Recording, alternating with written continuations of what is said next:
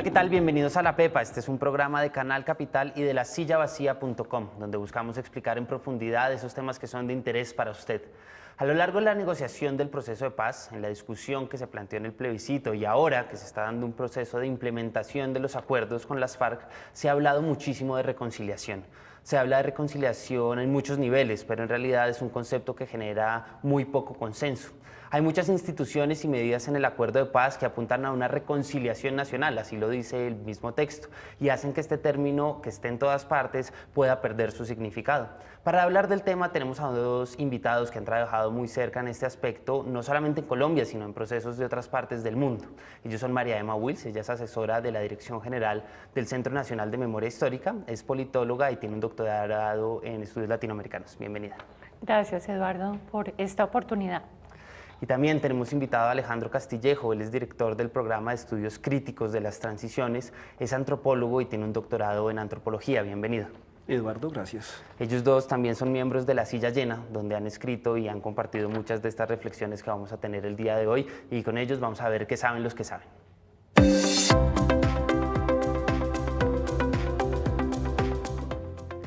María Emma, ya lo decíamos en la introducción, la reconciliación está por todas partes. Hay centros que se dedican a estudiarla, fundaciones que buscan que el país se reconcilie, el acuerdo está lleno de estas ideas, en todos lados está. Pero uno, ¿cómo debería entender esto?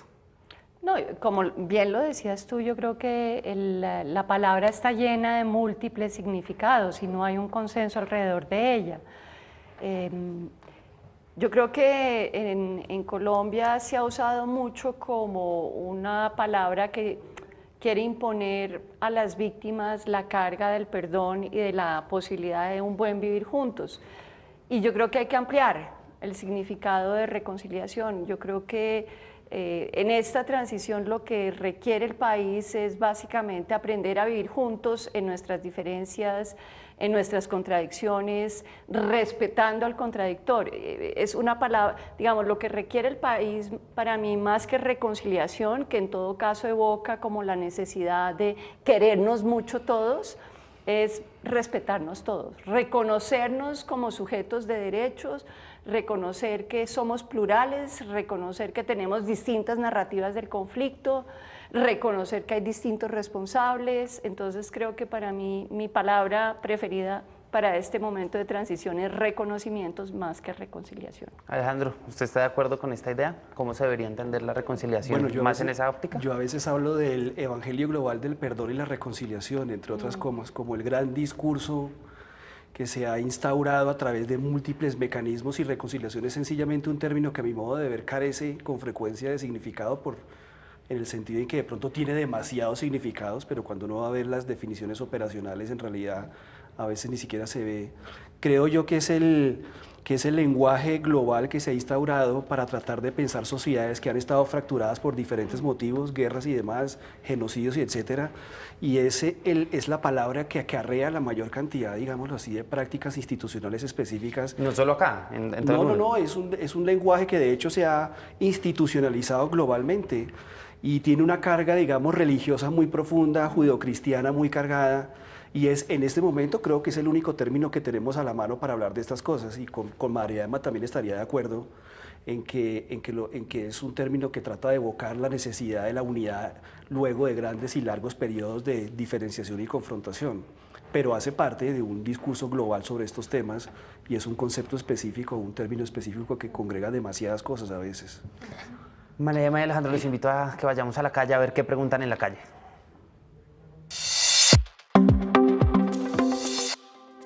Tengo una duda y la quiero formular ante los televidentes para preguntar que si es conveniente y necesario, si víctimas y victimarios nos perdonemos en beneficio de la reconciliación y la paz.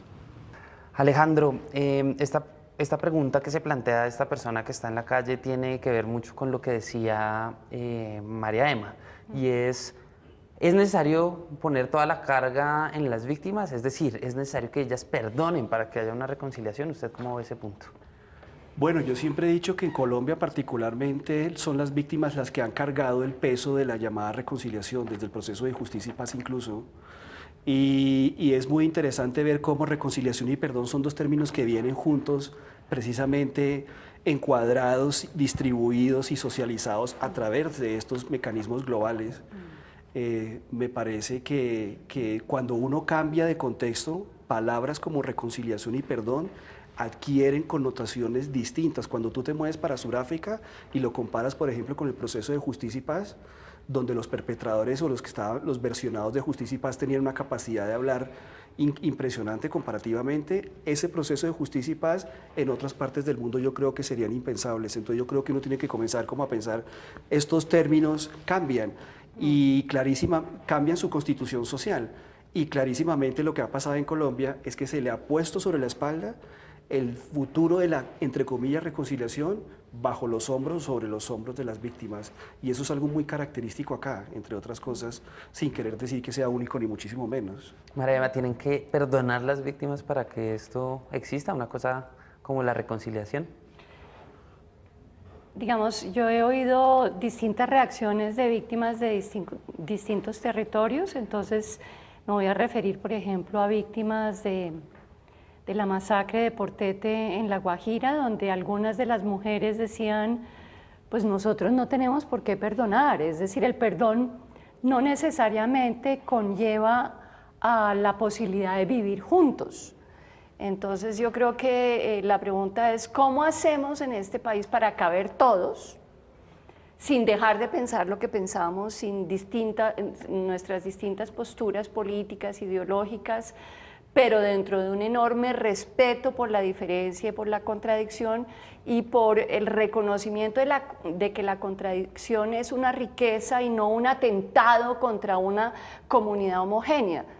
Lo voy a poner de otra manera. Yo digo que Colombia es muy diversa, pero no es pluralista. Definitivamente no somos pluralistas porque no podemos aceptar que el otro piense distinto o que nos lleve la contraria. Entonces, para mí es más importante que aprendamos a aceptar las contradicciones, los antagonismos, sin estigmatizar al otro, sin polarizar a la sociedad y excluir esas contradicciones, más que la reconciliación. El otro día, y con esto termino estos ejemplos, le escuché a una hermana que trabaja en el Chocó, que una de las víctimas con las que ella trabaja decía, pero yo ¿por qué tengo que perdonar? Yo no conozco al perpetrador, no sé lo que le pasó a mi hijo, qué es, a quién y qué es lo que tengo que perdonar. Por otra parte, esta persona está convencida de que es necesario transitar hacia la paz y ella hablaba más en términos de una comunión, de cómo hacemos para generar una posibilidad de vivir juntos, sin matarnos, aceptando nuestras diferencias. Claro, que esto marca como dos ritmos, por lo menos en el acuerdo. Por un lado está un cambio un poco cultural, que es lo que usted describe, pero por otro lado hay todo un aparato que se va a implementar, que está la Justicia Especial para la Paz, una unidad de búsqueda de desaparecidos, pero también una comisión de la verdad que ya sin ser instalada, digamos, como tal, ya vemos que ha generado muchísimas, digamos, confrontaciones y diferencias. Es normal tal vez en un proceso como estos. Alejandro, ¿cómo funciona este aparato complejísimo por lo demás del acuerdo en esta triada que describamos en términos de reconciliación? Bueno, yo creo que en principio son procedimientos o mecanismos que lo que tratan de hacer es la configuración de una, así como dicen en otras leyes, la configuración de una imagen lo más cercana posible de los procesos y de las dinámicas del conflicto armado y de las responsabilidades colectivas, incluso diría yo, en el contexto del conflicto. Entonces una parte del aparataje se dedica a tratar de entender y asignar responsabilidades específicas, otra parte del aparataje se dedica a la configuración de una memoria histórica y lo que llaman ahí una esclarecimiento de la verdad, y la verdad tiene muchos niveles también, no es una palabra para nada sencilla, entre otras cosas. Y la unidad de búsqueda, pues claro, es un país que ha tenido una gran cantidad de personas desaparecidas y personas dadas por desaparecidas y desaparecidos forzados, porque son todos distintos a la hora de la verdad en términos legales. Entonces, todo eso lo que está tratando de hacer es tratar de construir una imagen lo más, o una foto, una imagen lo más consensuada incluso y lo posible dentro de las múltiples diferencias y polarizaciones que hay en Colombia, un poco bajo el presupuesto de que, y este es parte del Evangelio Global del Perdón, nosotros no podemos avanzar si no tenemos claro al menos una parte del pasado, una buena parte del pasado, diría yo. Entonces, y también, pues, por supuesto, se sustenta sobre la idea de que las sociedades se liberan del trauma y de la violencia a través de la verdad, a través de la palabra, a través de la memoria. Son como los presupuestos que hay. Yo creo que estos aparatajes se encargan de eso, de tratar de moverse hacia adelante, tratando de dejar el pasado, suena ridículo, atrás. Claro, porque usted cómo ve, digamos, esta institucionalidad que está muy bien escrita, por lo menos a la hora de generar una transición, precisamente, No, de yo dejar creo que un pasado atrás. lo que o de llamamos transición. diseños institucionales, es decir, el andamiaje normativo que está detrás de la JEP y de la Comisión de Esclarecimiento está muy bien pensada, pero el problema es que está en un país polarizado, es decir, esto es, bueno, a mí me tiene en duelo. Es como que la transición arrancó en términos de diseño institucional y de una serie de cuestiones normativas, pero en términos sociales lo que vemos es un país cada vez más polarizado. Hay una ruptura entre la normativa y lo que aspira a la normativa y el proceso en los territorios y en la sociedad en general, donde básicamente lo que vemos es más y más polarización. Es decir, la polarización no está mal, las democracias Claro, pero allá iba mi punto, Sí, y es como, pues no es normal que se haya tanta polarización. digamos, yo creo que la conflictividad es normal. Lo que a mí me disgusta es que esa conflictividad se transforma rápidamente en una guerra, no en una disputa o una conversación con distintas posturas, sino realmente en una guerra simbólica, porque las acusaciones que van y vienen son acusaciones de alto calibre que pretenden erradicar, o si se quiere, echar de la comunidad nacional a quienes hacen parte de estas instituciones. Entonces, a ver, lo digo de manera, voy a tratar de decirlo de manera más pedagógica.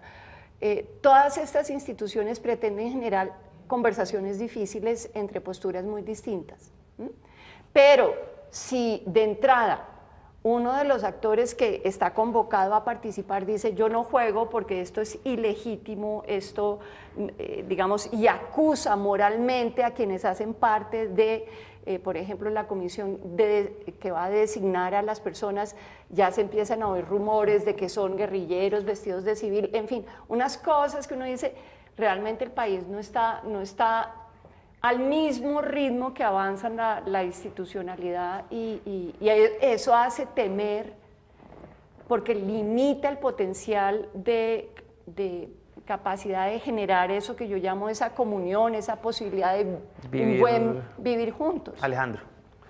Bueno, yo creo que como cualquier transición nosotros estamos enfrentados ante el desmonte y la desestructuración de todas las categorías, conceptos sobre los cuales y en los cuales hemos habitado durante 50 y pico de años, o más incluso si uno mirara ciertas cosas. Y clarísimamente ante un mundo que se derrumba, pues lógicamente emergen todos los miedos posibles que además son racionalizados a través del proceso político, por ejemplo.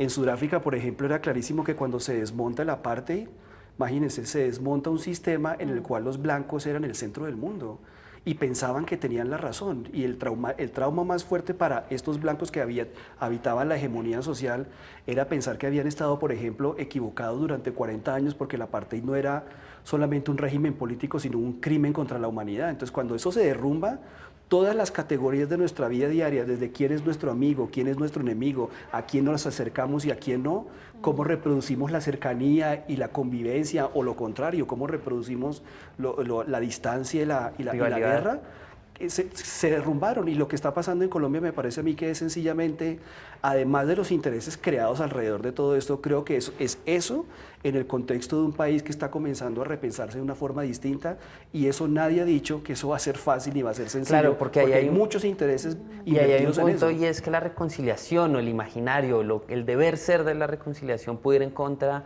del consenso general, ¿no? Ya vimos, ganó el no en el plebiscito. La mayoría de gente no está de acuerdo con lo que estaba siendo acordado por una u otra razón. ¿Cómo ve ese punto?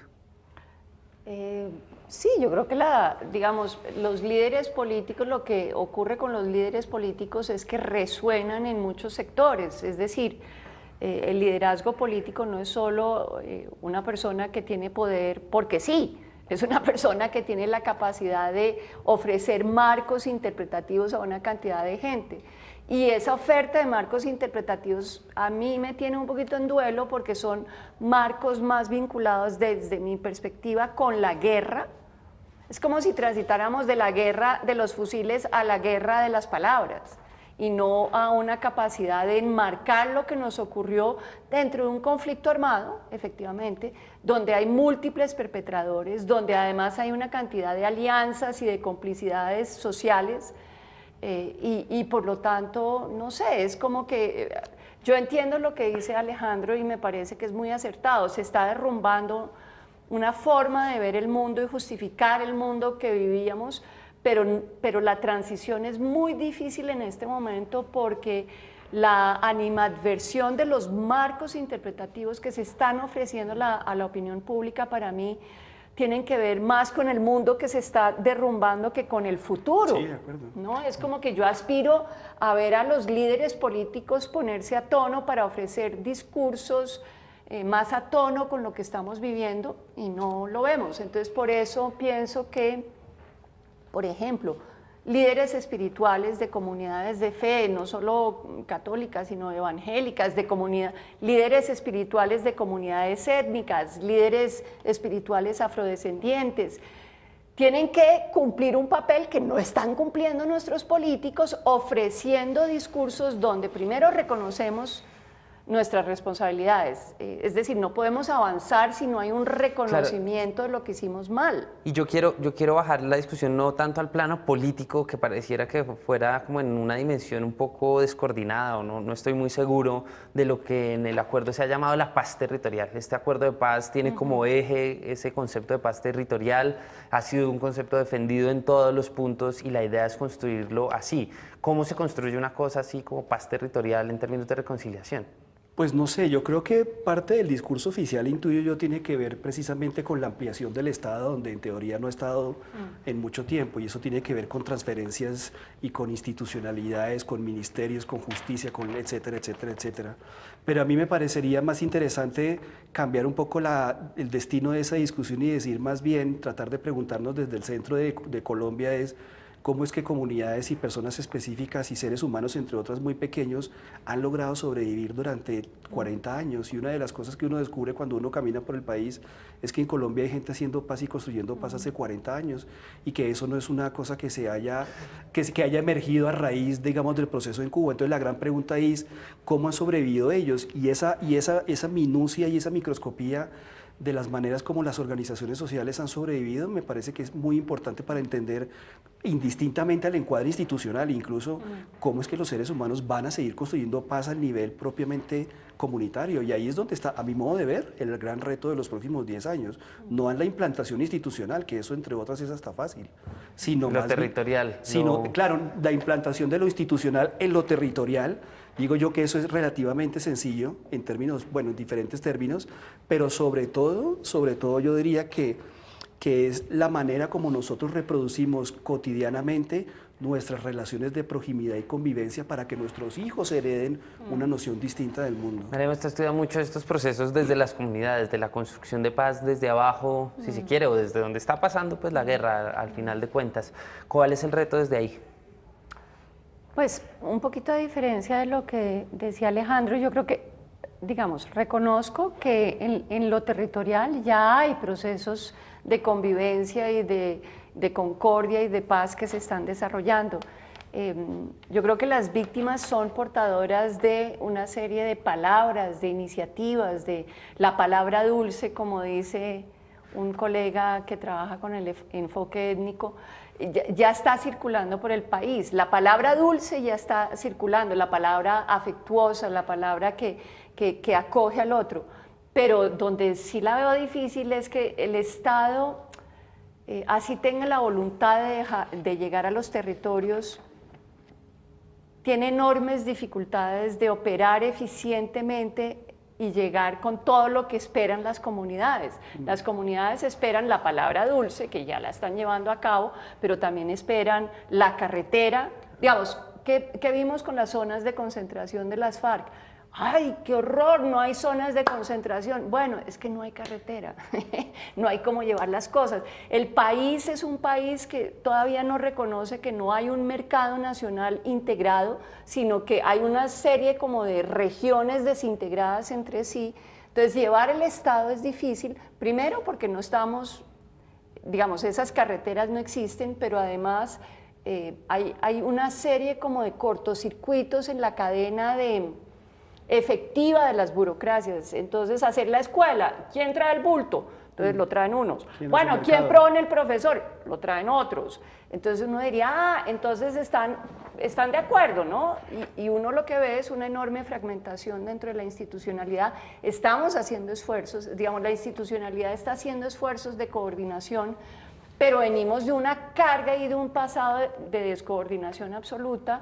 Y eso a veces pasa además por rupturas que tienen que ver con la captura del Estado por organizaciones criminales. Entonces, digamos, la tarea, creo que ahí quisiera honrar a tantos jóvenes que hacen parte hoy en día del Estado colombiano, que están tratando de hacer muy bien su tarea, pero a la vez cargamos con un Estado muy atado como a ineficiencias históricas, por decirlo mucho. O sea, sabemos qué tenemos que hacer, pero no tenemos muy claro el cómo se va a hacer todo eso. El cómo se va a hacer, María cómo Alejandro, lograr. los invito entonces a que vayamos a la pepa de este asunto.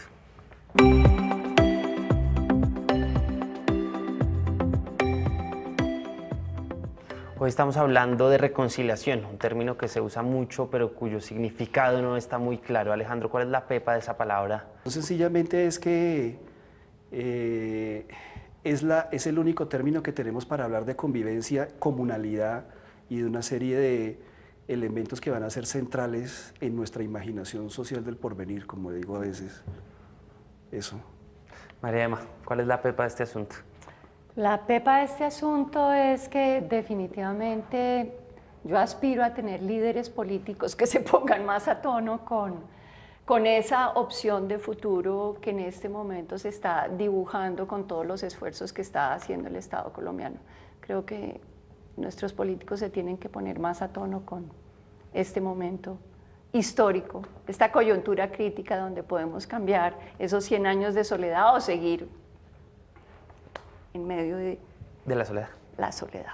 María Emma, Alejandro, muchas gracias por haber aceptado la invitación a este programa, y a todos ustedes recuerden que La Pepa es un programa en alianza de lasillavacía.com y de Canal Capital. Nos pueden escribir a nuestras redes sociales, @lapepa_oficial, o a la del canal, @canal Capital, también a la de La Silla Vacía, @La Silla Vacía, para contarnos qué tema quieren que tratemos con dos expertos como los de hoy. Este programa también queda en el YouTube del Canal Capital y de La Silla Vacía, para que ustedes lo puedan ver una y otra vez y compartir. Hasta la próxima.